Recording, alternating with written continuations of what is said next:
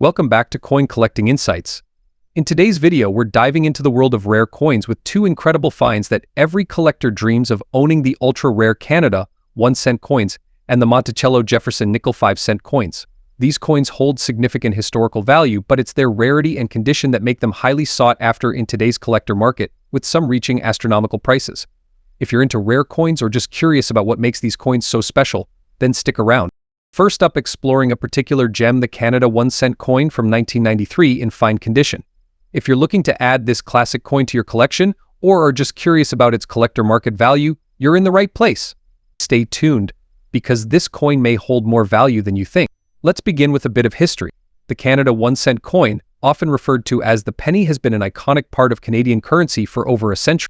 The specific coin we're focusing on today, the 1993 Canada 1-cent, was part of the last few decades of penny production before the coin was discontinued in 2012. The Canadian Mint produced limited of these coins annually, but what makes the 1993 version so special? Let's break it down.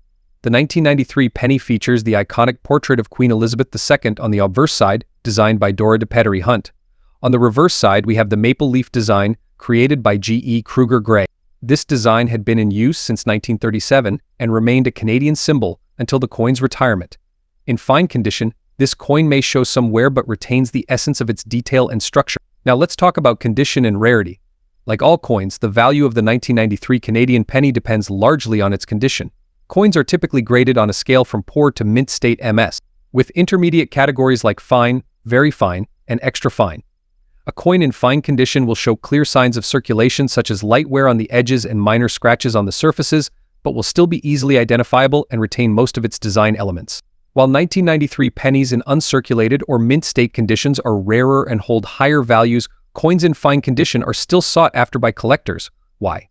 Well, despite the limited produced, making well-preserved examples more desirable. Plus, with the coin no longer in production, demand has steadily increased. So, what is the collector market value of the Canada 1-cent 1993 coin in fine condition today? Well, values can vary based on factors like demand, location, and market trends. As of today, most 1993 Canadian pennies in fine condition can fetch anywhere between $100,000. However, the value can climb significantly higher for those in better condition.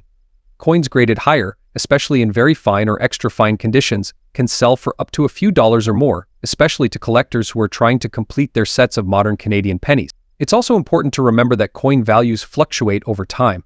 As more collectors enter the hobby and certain coins become harder to find, the market for Canadian pennies, including the 1993 coin, could see a spike in value. You may be asking yourself, why should I care about the Canada 1-cent 1993 coin, especially in fine condition? First off, it's a piece of Canadian history, with the penny no longer being minted. Collecting these coins is a way to preserve a part of the country's numismatic heritage. Additionally, the 1993 penny is part of the last 2 decades of the Canadian penny's lifespan, which may be of particular interest to modern coin collectors. As time goes on, fewer people will remember using the penny in everyday transactions, making these coins an even more nostalgic and valuable addition to a collection. Plus, with prices on the rise for higher-grade coins, now might be the perfect time to get your hands on a few before values rise even more. If you're thinking about starting or expanding your coin collection, there are a few things to keep in mind. First, always handle your coins with care to avoid any additional wear or scratches. Store them in coin albums or holders that are made from non-reactive materials to ensure they stay in their current condition for as long as possible. And remember, always keep an eye on the market. Coins that may seem uncommon today could become highly sought after tomorrow. So whether you're buying or selling, staying informed is key. In conclusion, the Canada 1-cent 1993 coin in fine condition may be the most valuable coin on the market today. It's a worthy addition to any collection. Its historical significance, along with its gradual increase in collector value, makes it a fascinating piece for both novice and experienced collectors alike. Whether you're looking to preserve a piece of Canadian history or simply love the art of coin collecting, this small copper coin can hold big value over time. Be sure to keep your eyes peeled for these gems. Next up, we're diving into the fascinating world of error coins, specifically the Monticello Jefferson nickel from 1978, which features a D-error mint mark. If you're holding on to one of these rare coins, you might just be in for a pleasant surprise. This is a coin with a story, a unique rarity that could be worth a lot more than its face value. So let's break down what makes this nickel special and how much it's worth in today's collector market. Let's set the stage with a bit of history. The Jefferson nickel, first introduced in 1938, features an image of Thomas Jefferson on the obverse and his Virginia estate, Monticello, on the reverse. This iconic design was the work of sculptor Felix Schlag, who won a competition held by the United States Mint to create this now timeless piece of American currency. By 1978, the Jefferson nickel had already become a staple in American pockets. It was minted in Philadelphia, Denver, and San Francisco, with each mint striking limited of coins. Certain error coins managed to slip through quality control, and that's what brings us to our focus today. So what exactly is the D error mint mark? The Denver Mint produced a large number of 1978 Jefferson nickels, but in some cases there was a flaw during the minting process.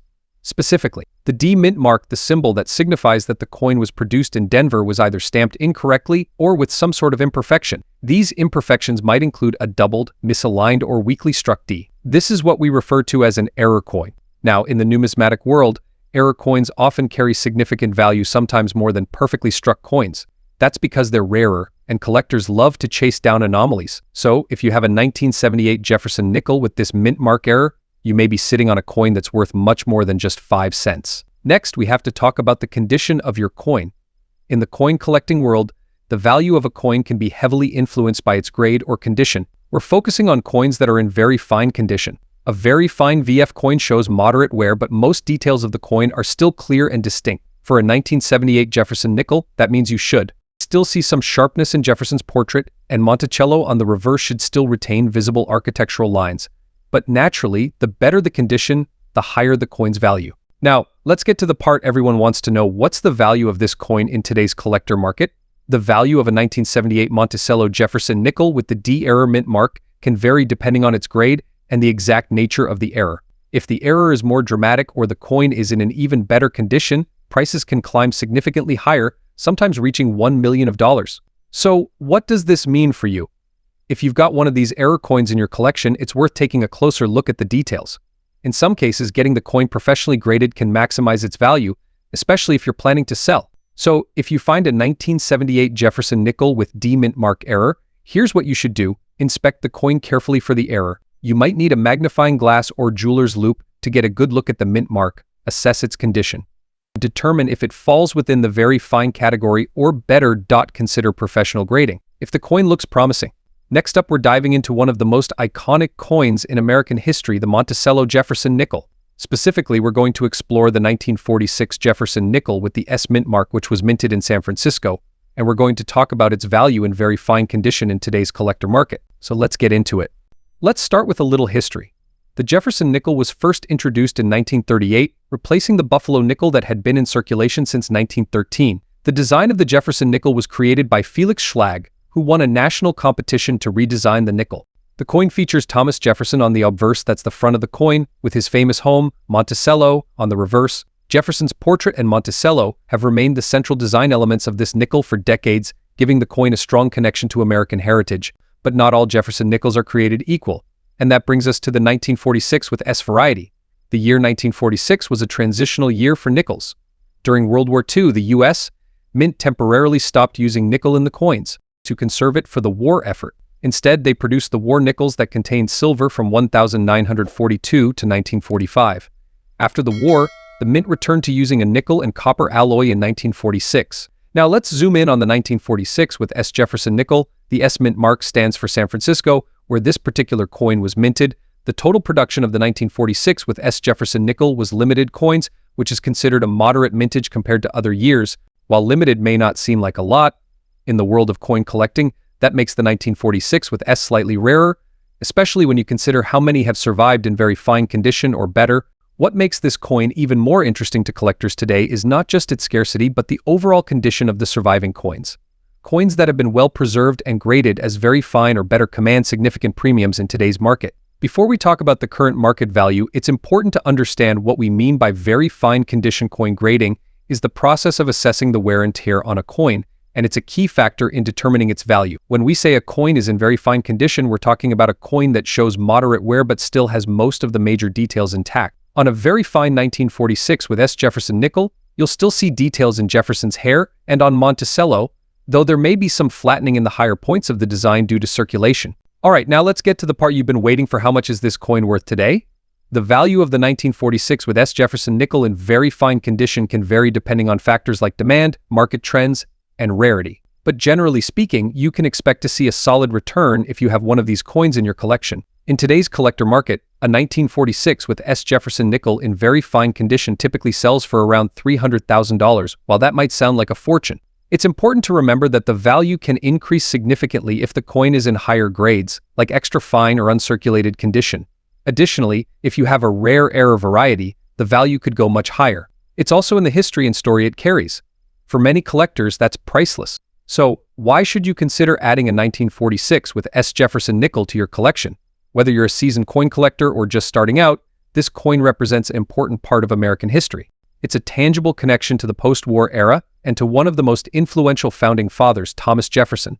Plus, its value is only expected to rise as fewer high-quality examples remain in circulation. Whether you've inherited one, found one in circulation, or are actively hunting for it, the 1946 with S Jefferson nickel is a gem that can shine in any collection. Next up, we're diving into a fascinating and perhaps underrated coin in American numismatics, the Monticello Jefferson nickel from 1982 with the D mint mark. Specifically, we'll be focusing on this coin in extra fine condition and how it fares in today's collector market.